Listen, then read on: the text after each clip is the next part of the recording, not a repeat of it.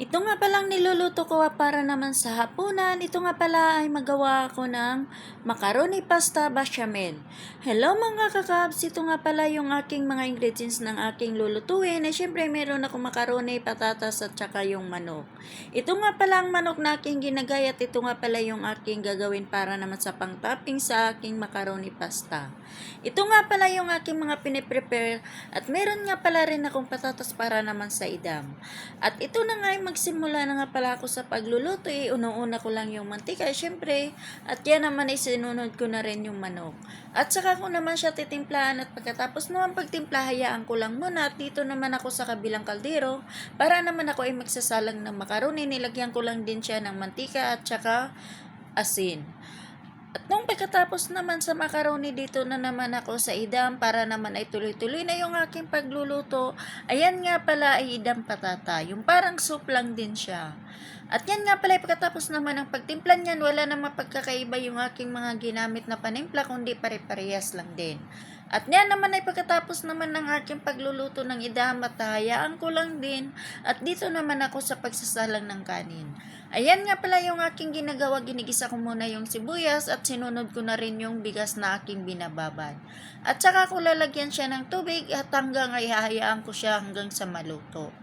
At yan naman sa akin pagluluto nga pala niyan, bali nga pala hayaan ko lang sila hanggang sa maluto, yung sa mahinang apoy lang din. At habang nga pala ako ay nakapagsalang na lahat ng aking mga niluluto, dito naman ako sa paggagawa ng sauce para sa bechamel. Ito nga pala ay puro cheese lang yung aking ginagamit dyan. Ito nga pala ay nilagyan ko lang din siya ng paminta at saka konting asin. Hanggang sa maluto naman yun ay akin lang yan ahayaan. At ito nga pala ay pagkatapos naman na paggawa ko ng sauce at binalikan ko na rin yung kanin, iniinan na lang.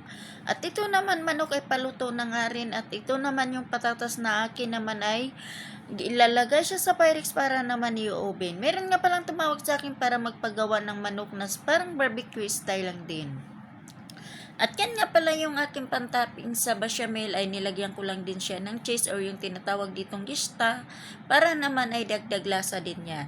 At bago naman ako maglagay ng macaroni dyan sa Pyrex, nilagyan ko muna siya ng sauce sa ilalim at saka ko sinunod yung manok. Bali nga pala yung pangalawang layer yan ay yung manok at saka naman pangatlo naman yung macaroni at saka naman nilagyan lang din siya ng white sauce at i-oven.